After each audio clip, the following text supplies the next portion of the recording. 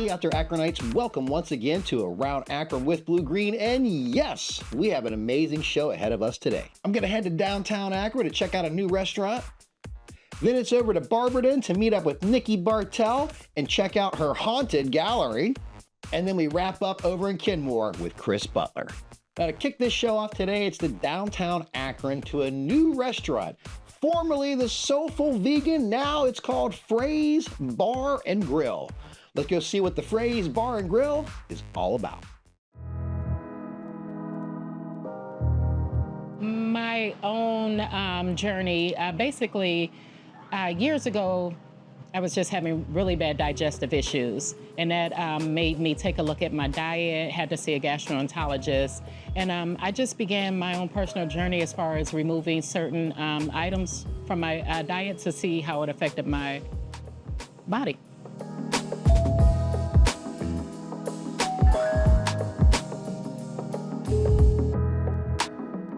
With me removing meat from my diet, it was just like probably salads, vegetables, and it just got really boring after a while. And I just started experimenting on YouTube and just doing, pulling a little bit of recipes from different items that I saw, and would just go in my kitchen at home and started, small, and my mom would be my, taste tester.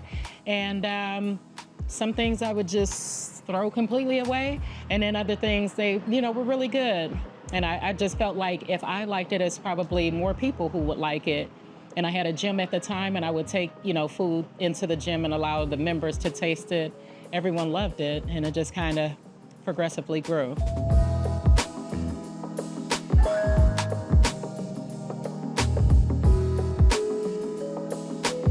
Had a gym for probably 8 years, and I've watched and helped many people transition off of diabetic medicine. I've seen people with stage 4 cancer live like 6 or 7 years for changing their diet.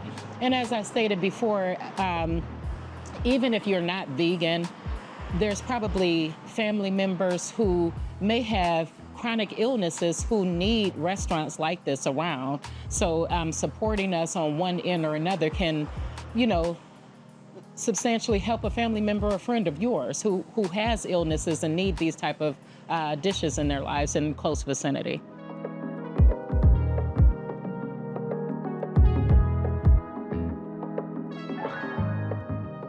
We originally started out as a fully vegan vegetarian restaurant, but the size of the building, the difference in the prices, the vegan community just was not big enough to sustain us down here. So we did have to bring in, regular food. And now we're kind of finding our way and trending back up. But initially it was, really hard.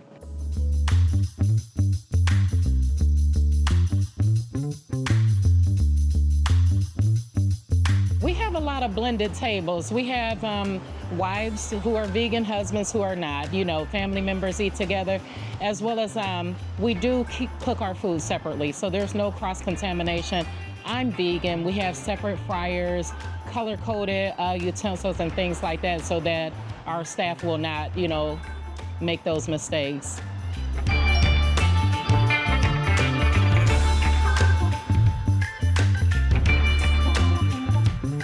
On the vegan side, I would say our rib dinner is still our #1, and it's made out of jackfruit.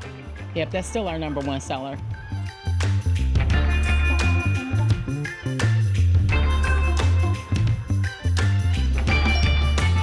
Well, trial and error, just finding the two or three right components to give the texture and taste, the similarity of a real meat. So we just try to, we have a mixture of ingredients that we've, come about to make ours taste as close and look as close to regular food as possible.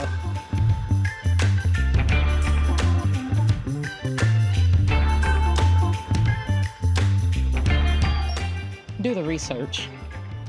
Don't go off of what you think. Get the facts. Do a business analysis. Find a correct location, find a great realtor, and do your research. Don't go off a thought, do your research. That's the best advice that I could give anyone, because what we think and what we feel is not what you want to start a business on. You want to start it off of facts.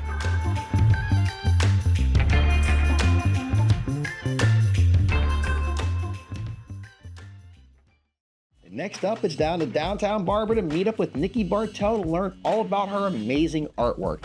Let's go see what Nikki Bartell is all about. It's been there all my life, but I never associated myself as like an artist. I was like, oh, I like to paint. Oh, I love to draw. I love the arts. I love theater. I danced for a long time. I did tap, jazz, ballet. That was like my dream. As a teenager, always was, you know, drawing, painting, ripping up clothes, making new things. Like, I expressed myself creatively through many endeavors, like music, writing. I love to write. I write a lot underneath my paintings, on my paintings. It's, like I said, it's a process. It's always been there, but I never showed people my art. I would gift it, like, to family or friends or whatever.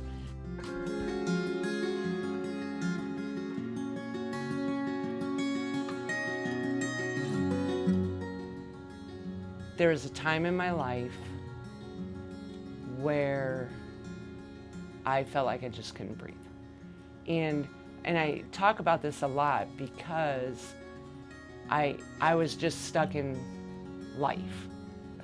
Kids, not the best home environment, just working 15-hour days, you know, taking care of kids and just life, like trying to keep my head above water for a very long time.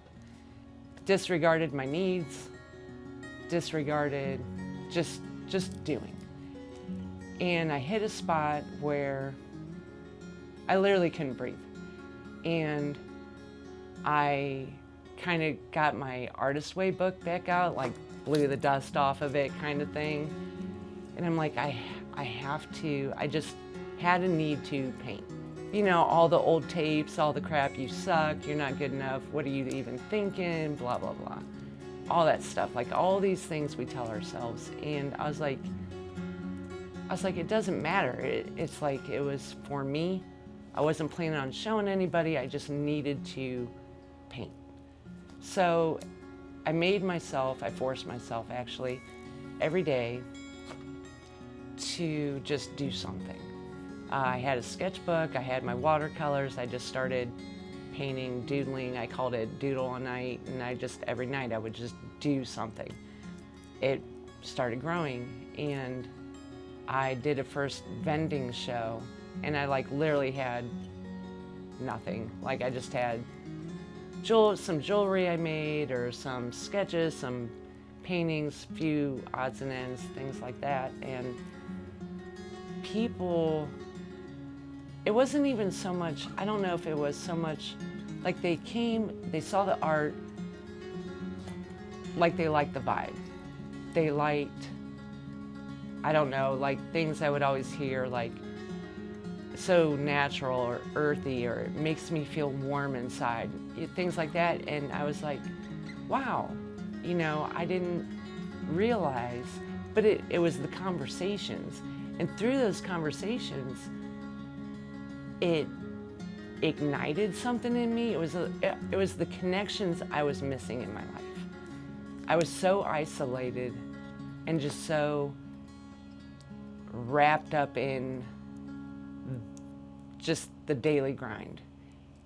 And it was scary to open myself up. But it was also healing. And through opening myself up, more paintings started happening, because it was releasing these years of just like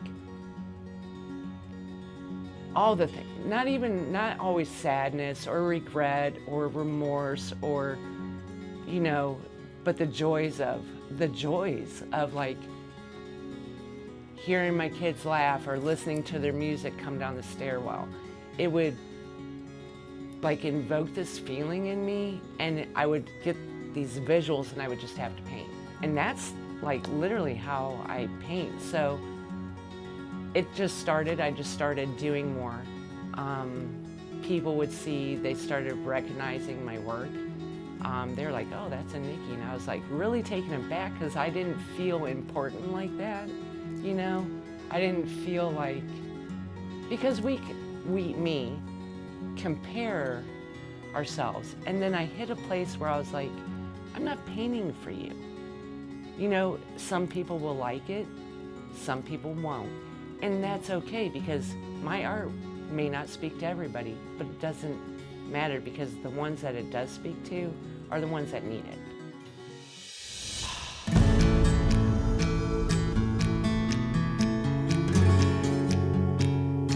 So this lady and her husband came to my booth, and we were just talking. They were from Europe, and so we were just having conversations, and I was like, oh, well, they're like, oh, I love this, and they were talking about how they were feeling, and like we were talking about relationships and how long they were married, and just this warmth of just amazingness exuded from them, right? And I was like, oh, well, I have my portfolio if you want to see more. They're like, yes, please. So they're like going through my portfolio, and they ended up selecting two paintings.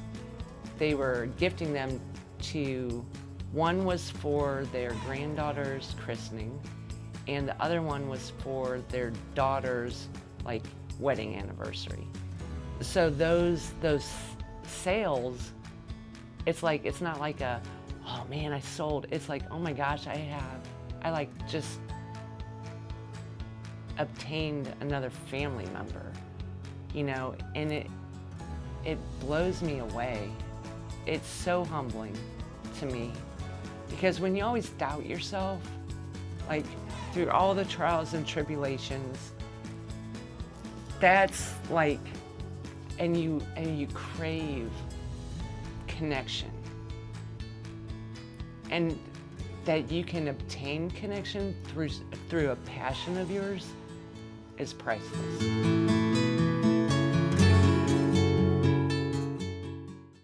Next up, we're going to learn all about the haunted history of that gallery on the 4th.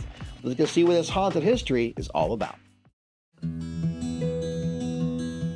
I had no space to create. I had to haul 10 years of, you know, everything into my home, and it was just like, I got depressed. I just, like, it was really hard. My friend Christina, so she had a studio space over at the same place, and she ended up leaving and moving out to Colorado again. But we always kept in touch, and when we were in the same like studio space and stuff, we would always talk about, man, we just need to get a gallery. We just need our own space and blah, blah, blah. And so out of nowhere, fast forward like just a couple years ago, she moves back to Ohio, and we reconnect, and we're talking, and I'm like, oh my God, you're back in Ohio. I'm looking through, and I'm like Facebooking, see this space for rent. And I'm like, it's the old Barberton Herald building. And I just put it out there, hey, anybody want to go in with me? I mean, I wouldn't have been able to do it by myself or whatever. And she's like, take that down, call me now. And like literally, I'm not even kidding you, in 1 week, reached out, had the keys, signed the lease, and we were just like, what did we just do? We just got a gallery, and kind of worked backwards. Like, it wasn't like, you know how normal people, normal people would have a plan. You know, normal people would be like, you know, let's figure this out. And I was like, no, we were just like, jump, get the space, and then we just figured it out and worked backwards.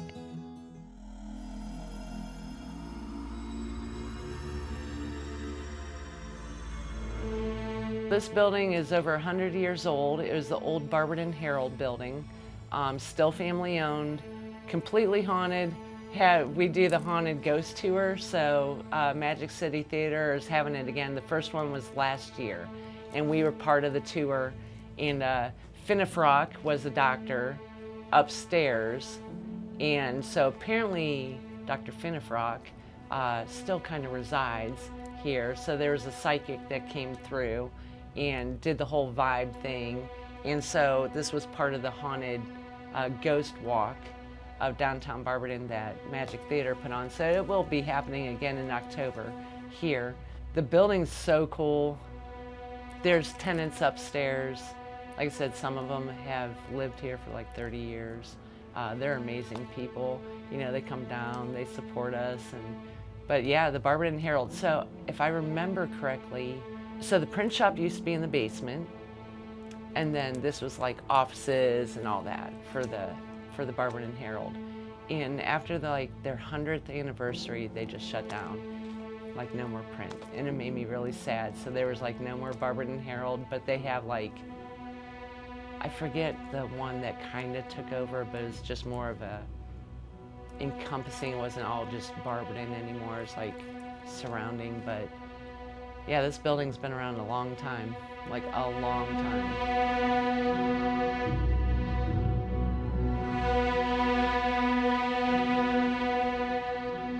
If you're here at night and you're shutting down, you just feel like in your chest. Do you know what I mean? Like, not so much hearing, well, there's residents upstairs, but so not so much like hearing, but there are moments of like clanks or whatever, but also very old pipes, but you can feel like, yeah, like something's just kind of watching me, you know, but it's cool.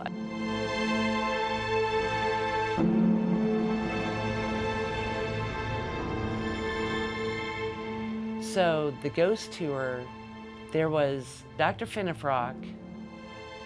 He would come down the stairs, but there was like a nurse, and she passed away. And the story that was told during the ghost tour is that she is afraid to leave the building. And so when the psychic came, she saw her like, she was like, you could go. It's okay to leave. And all she saw was like her putting her hand through that front window. But like her hand would go through, and like the vision that she received was that her hand would just like disintegrate. Like she'd push her hand through the window, and so she doesn't want to leave because she will just disappear completely.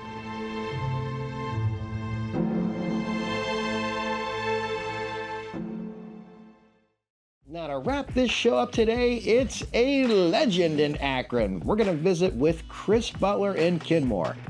Let's go see what Chris Butler is all about. I've been okay, but with reservations. I'm a geezer. I have geezer issues. I have started playing drums again like I did at high school and loved it about a year ago. Gosh, almost, a year and a half now. I got rotator cuff issues that I had to quit this fabulous band. I was having so much fun. You know, I get behind the drums and I'm 15 years old and I'm having a wonderful, fabulous time. And I had to go through all kinds of, surgery and rehab and all this stuff, and the operation was not very successful. So I had to do all this workaround because I had the opportunity to play drums with my friends Long Tall Deb and Colin John this summer, 2025 in July in the UK. And I'll be damned if I was gonna not do that. So I did extra exercises and weightlifting and got myself, reasonably together and did the tour, which was just the best, and had a great time. So I'm back, but with reservations, so.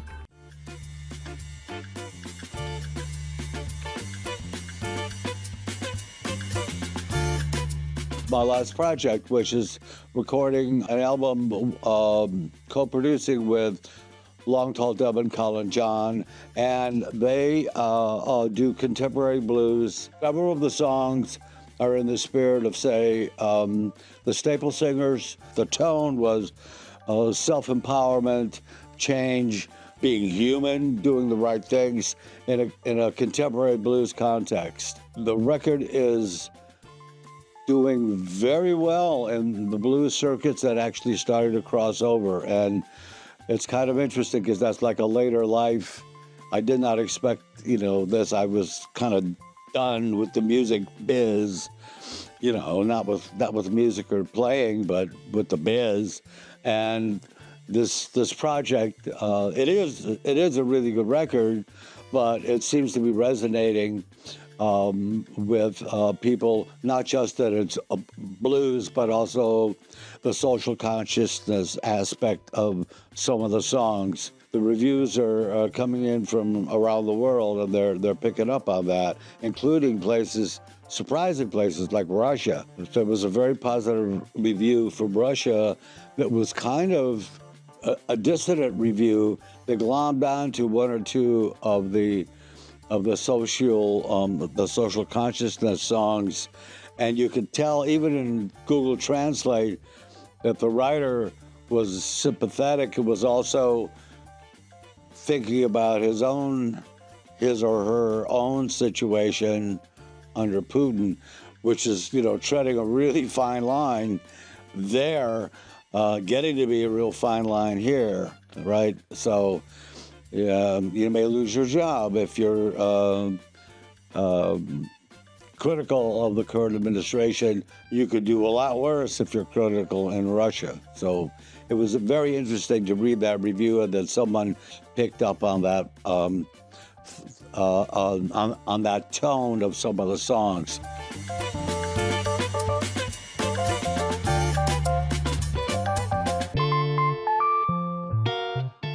Which also gets back to why I've done what I've done for the past 40, 50 years, because, and this is, I'm going to jump around a little bit, so it's non sequitur time.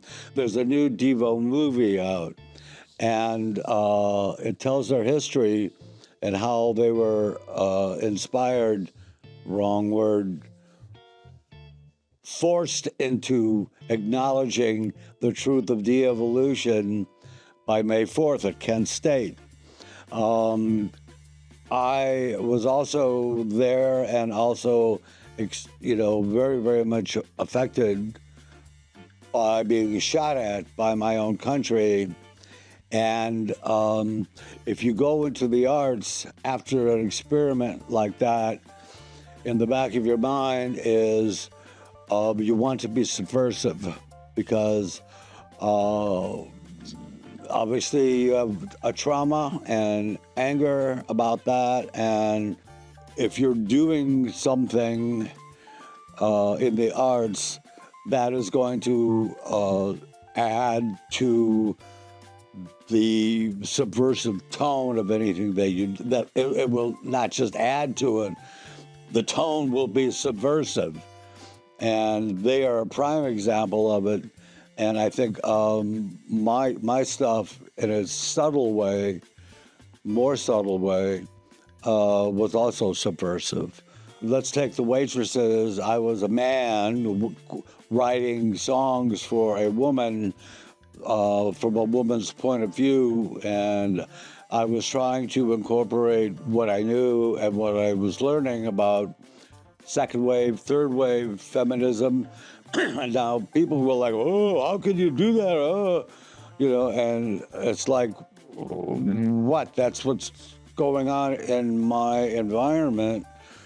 And, Shakespeare didn't, he wrote a lot of female characters, and, what's the big deal? People write screenplays and plays or whatever, for a genre other than themselves. Big deal. But if you dissect some of the Waitresses songs, It was definitely my attempt to be quietly subversive in my own way. Thank you once again for watching this episode of Around Akron with Blue Green. Now, if you have any questions or comments, you can catch me on social media. Thank you, and have an amazing day. Amazing artwork. Next up, it's down. Next up. Blah, blah.